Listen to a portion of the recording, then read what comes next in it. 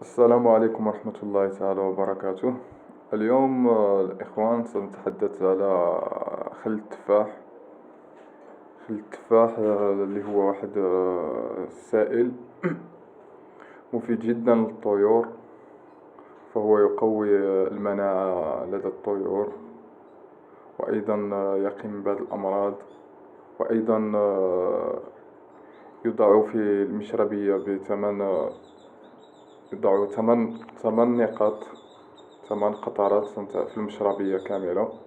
فهو يقي كما قلنا طيورنا من الأمراض، ويقوي جهاز المناعة، ويوضع أيضا في حوض الاستحمام للطائر لكي ينظفه من بقايا الأوساخ والفاش أيضا، أو القمل كما كنقولو. المهم هاد خل التفاح مفيد جدا للطيور وليس غالي الثمن، فقط دراهم قليلة، وله فعالية كبيرة في مفيد لطيورنا وفي إنتاج طيورنا.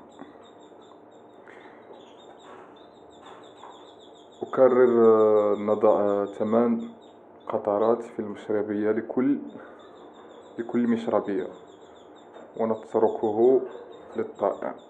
بعد 2 أو 3 نغير الماء.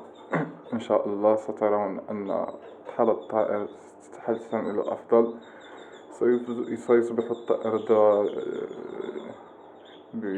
يحاول أن يبذل مجهود أكثر بفضل هذا الخل التفاح. شكرا، إلى اللقاء.